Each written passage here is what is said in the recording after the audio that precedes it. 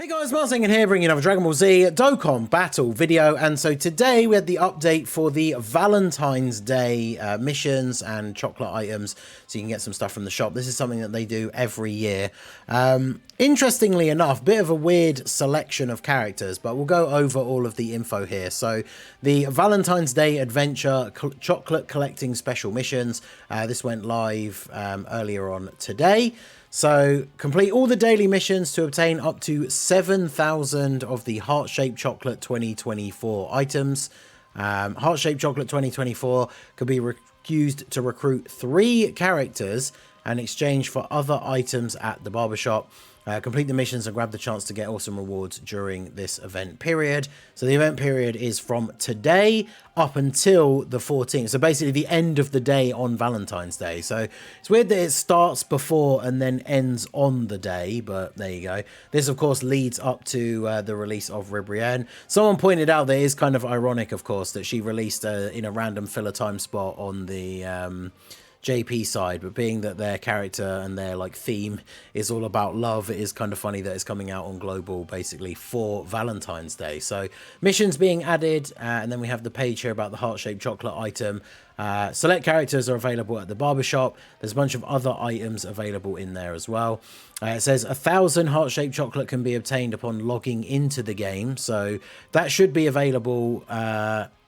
It's between Wednesday the 14th and Wednesday the... Oh, okay, it's literally just during the day. So as long as you log in on Valentine's Day, you get 1,000 of the heart-shaped chocolate items, and you should be able to accrue up to 7,000 if you complete all of the daily missions. So obviously that adds up to 8,000 being available for the duration of the campaign. So if we jump over to the actual in-game menu over here. Hello, there we go.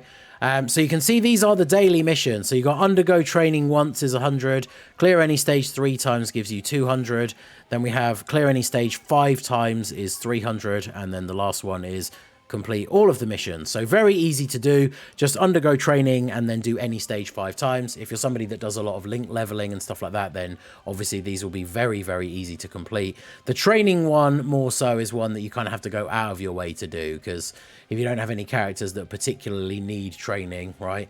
Sometimes you've got people you're building up like spare SA5 copies for easy A's, stuff like that.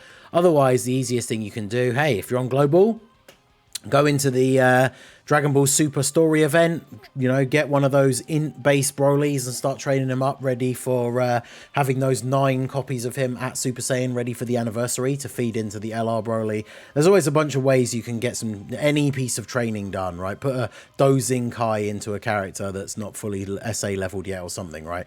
So that's the only one you kind of have to go out of your way to do. The other ones you can just get done by playing the game in general. And you can see it's just these daily missions. I haven't done anything on the game at all today yet, so it's just these daily missions, and you can see there is no like extra bit for it in here or anything like that. So just these missions every day. Make sure you get them done and hand it in before the day ends, because obviously there's that whole thing with missions carrying over. Even if you complete the mission but you don't claim it, then tomorrow you won't be able to do it because you've already still got it left like unclaimed from the day before. So make sure you do that in order to get the maximum value. Now the thing is, when we look at the shop, I don't know who they decided to let pick the units and stuff for this. Maybe they just threw darts at a board or something, but the 3 units that you can get with the chocolates is Broly, Kawaii or Kawaii. I know Kawaii is the French Dokkan YouTuber, so Kawaii, I don't know.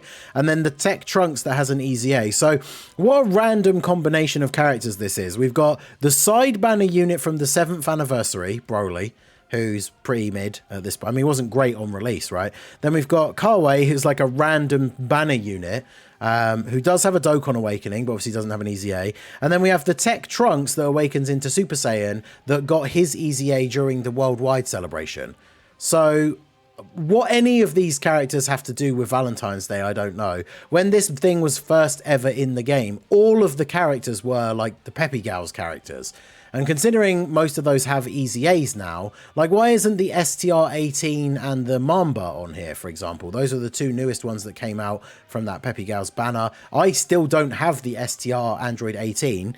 Shout out to our boy Bring It Down in the community. is a big 18 fan. He still doesn't have STR18 either. Why is she not available on here? Considering she's just a random banner unit, it's not like it would be, you know, broken or anything if she was available with these collectible currency items. So I find that very, very strange that the selection of units is Broly, Carway, and Trunks. Carway, I think, at least is on Peppy Gals, right? Yeah. Whereas the other two, like, what have they got to do with this? I don't understand, but it is what it is. And then, of course, if you don't need any copies of any of them, which, like, that's the boat that I'm in, there are a bunch of items here as well. One Elder Kai, we've got some Hercule statues. Almost all of these are 1 times only, though. The gold one is 2. 1 medium meat item, because it's 1 time only. 1 incredible hourglass, a couple of Elder Kai medals, Supreme Kai medals, some training locations, and some Z sword training items. But that's basically it. I'm fairly sure in the previous years you were actually able to get all of these. So the 5 swords, they're all available twice, right? So that's 1,000. Then you've got the medals are available twice each, so that's 1,000.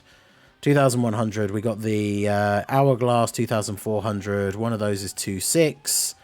That brings us up to 3,000, 3,300, 4,300. So there's a bit of an odd number. 4,300. And then these guys are worth 3,600. So yeah, they add up to 8,000. So as long as you do all the daily missions and you log in on Valentine's Day, you can get every single one of these rewards. And there's nothing else you can get with them. So it's not like you have to choose like, oh, you know, I want to get the Kais, but then I won't have enough left to get this, that, or the other. Basically, you will get enough of the currency to get every single thing from the shop. So even if, like me, you don't need any copies of these other characters, you might as well just get them with the currency. And then if you don't have the box space, at least you can trade them in for barber points, I guess. Or, you know, keep them for potential future SA food. I'm sure we'll get another base. But I mean, there's a free-to-play farmable base Broly. Pretty sure there's a free-to-play farmable Trunks Teen Future as well. So realistically, if you don't need any of these guys, they're basically just free barber points. Because these guys have farmable supers apart from Kawaii. I doubt we'll ever get another standalone Kawaii card. So, I mean, I guess I'll keep that copy of her for her potential future Easy A, I guess, for the free Kai. But other than that, it's a couple of handy items. It's nothing really all that crazy. It's just some free stuff. You just have to log in and do your daily missions every day. Which, I mean, if you're doing your normal dailies, like the Roshi training and stuff like that, you're pretty much just going to get all of these finished along the way, especially with, at the moment, Global, of course, has the stage for farming the Trunks and Broly equips, which I know I said a lot of people commenting yesterday, varying degrees of luck in getting the various drops. I hate how the mission screen sometimes takes ages to load as well. So yeah, something like that, for example, do your Roshi turtle training thing, do your orb stage, and then do like 3 runs on the stage to get one of the equips that you're trying to go for, and there you go, there's all your missions done, aside from the training one. So pretty straightforward. Let me know what you guys think about the character choices down below. Very, very strange. Shout out to whoever can give the most interesting reason why they picked those units. Let me know down below in the comments section. So that is going to be it for the video, guys. This has been the Masked Ningen. Smash that like button, subscribe to the channel if you are new.